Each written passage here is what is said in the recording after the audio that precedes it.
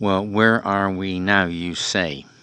Okay, now, this, of course, just looks like grass and concrete. But, believe it or not, but this used to be a tennis court. Now, of course, it has that same basic rectangular shape as a tennis court, so all that looks to be quite correct, except if you look here, you see it kind of bends a bit. And if we go over to the other side,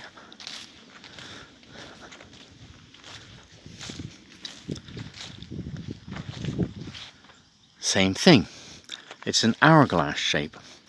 Now, why on earth would a tennis court have an hourglass shape and not a rectangular shape? Well, good question.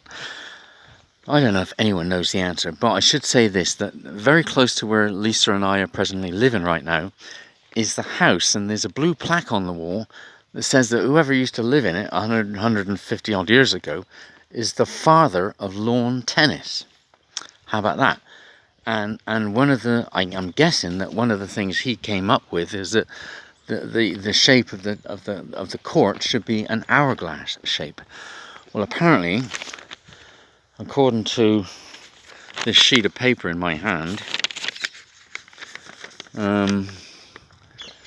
okay, the first set of rules for lawn tennis, soon rewritten, specified that courts should be hourglass shaped rather than rectangular. So, which would mean that this tennis court, when it was, first designed and built, and it's still got that hourglass shape, must have been built when the rules of lawn tennis were were devised by that bloke that lives close to where Lisa and I presently live. Don't know what's in there, but anyway, but they were changed soon after. So, okay, so this brings this to the 1860s or somewhere around there. But yes, how about that? You wouldn't. I mean, who would know, right? I mean, I never knew before coming here. Where is here, you ask yourself? Okay, well, we haven't come just to look at a tennis court. This is part of a property that was lived in by somebody very famous, who apparently had this tennis court built for his children. Okay, that's his laboratory, and on the other side is a glass house or a greenhouse. Where are we, you ask yourself? Well, this bit of paper gives it away here, because I'm following this sort of map here. Okay, well,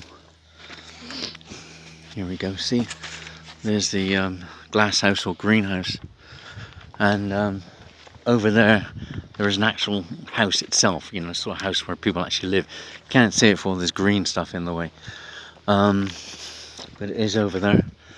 It's called Downe House, D-O-W-N House, which apparently, well, not apparently, which is next to the village of Downe, D-O-W-N-E. There's an E on it for some reason. Never did figure that one out.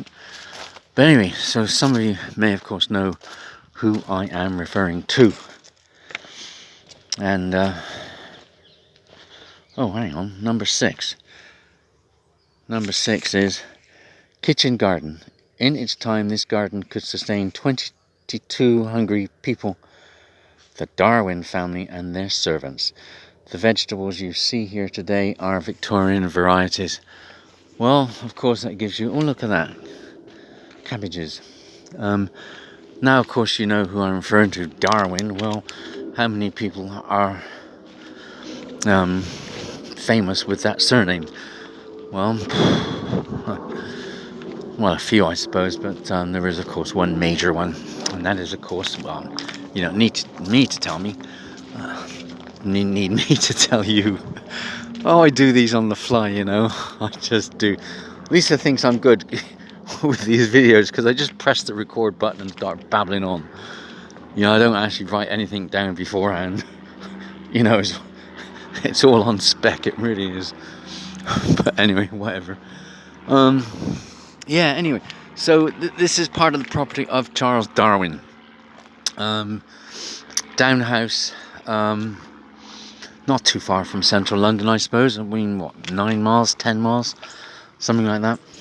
It's in the countryside, so it is nice actually to get out of central London and into the countryside for a little bit. Yes. Okay, this is an English heritage property. What we got here? Okay, these are called kissing gates, by the way. Okay, that's a kissing gate. Footpath. Okay. Well, how about that? I'm not sure if this is all part of... I don't think this is part of Charles Darwin's property. Anyway, so you could sneak in this way if you didn't want to pay. Well, I'm guessing. I'm not sure, actually. But anyway, a bit more here. Not sure which way to go now. Okay, this is the sand walk. Okay, the Darwins created this path shortly after they came to Downe House and planted many of the trees. Darwin would walk here every day accompanied by his fox terrier Polly. It was a place for him to reflect and to open his eyes to the marvel of life around us. Well, how on earth about that? Might as well go on to the end, right? Okay, so you can just about make out the house there. The greenhouse or the glass house is on the left, and there got the house itself. So certainly if you're into the sort of stuff that Darwin got up to, I mean, this is kind of a must visit. I reckon inside the house itself, Lisa and I spent a couple of hours.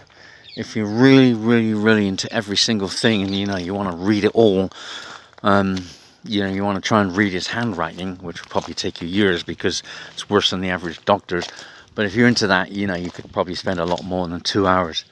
But I would say 2 hours would be a nice minimum in the house itself. There is a little cafe next door to it. It just sells the normal kind of stuff. Lisa and I had a carrot cake, but there's your normal choice of coffees and teas and sarnies and what have you. And then there's that. And then if you come out here, go for a walk around here, then that's going to add a bit of extra time as well. It's easy to get to from central London. Either take a train to I think Bromley South, or train to Orpington, and then there are buses from there. Today's Saturday, so we went to Bromley South, and from there the bus was only once an hour. I'm guessing that during the week maybe the bus is twice an hour, but that could be a little bit of a nuisance, I suppose, if you kind of got that wrong. So if you are going to use public transport, at some time you do have to take a bus, and so you want to check the schedules. In fact, there's a bus over there. That's the R8. Orpington's to the left. Wherever it goes is to the right. But I'm not sure if that's once an hour on Saturday or not. We took the 146 from Bromley South. On Saturday, that is only once an hour. So it can be something to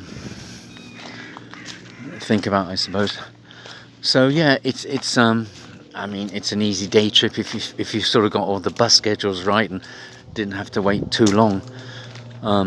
You could probably leave if you're in central London, I don't know, 9 o'clock or whatever, and you'd probably be back mid-afternoon. But anyway, you can figure all that out. Anyway, so that's it. Bye.